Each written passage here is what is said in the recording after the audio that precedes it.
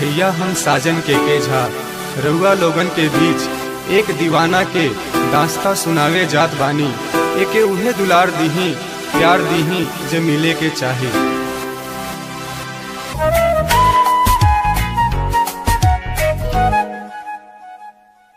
अकेली न बाजार जायल कर, नजर लग जाई हो, सबके नजर में नायल कर,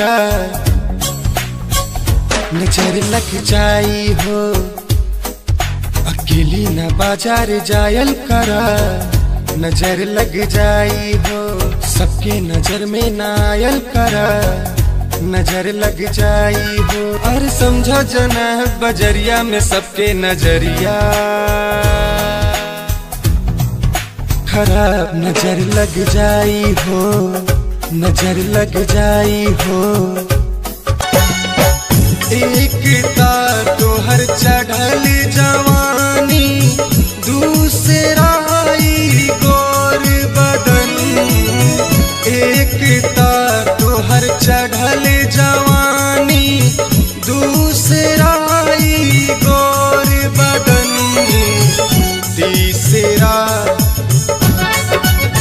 तीसरा तू हमाल टनाटन, दिल दीवाना हो गइल।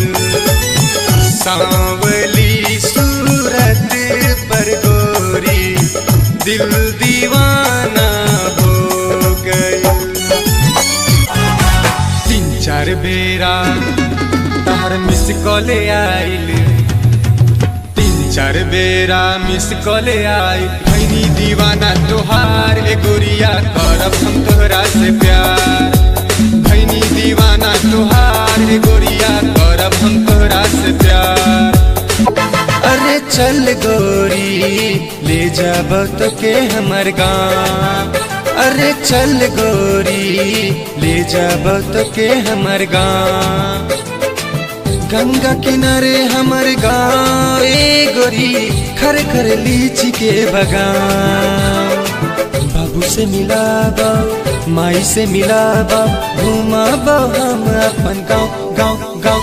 अरे चल गोरी ले जाब तो के हमर गाँव, अरे चल गोरी ले जाब मोतीपुर गाँव।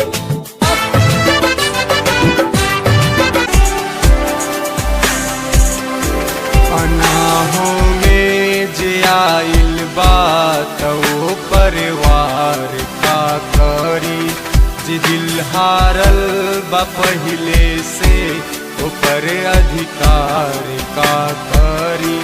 मोहब्बत के मजा तो चाहने के कसम कसमे हा, जे हो मालूम गहराई दरिया पार का करी का करी।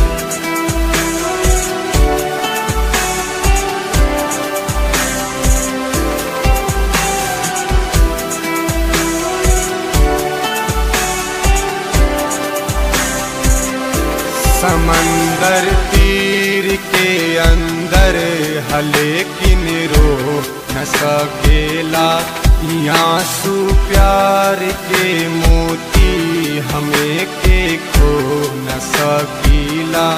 हमार चाहत के तू आपन बना ली हा, मगर सुनला जे साजन के न हो पाइल, उके हुके हो न सकेला सकेला। 4 ऋतुओं के सबके खबर हा, 5वीं ऋत हाउ तू ही जानू, 5वीं ऋत हाउ तू हो। 7 रंगों के सबके खबर हा, 8वां रंग हो तू ही जानू, 8वां रंग हो तू हो, 8वां रंग हो तू। संजू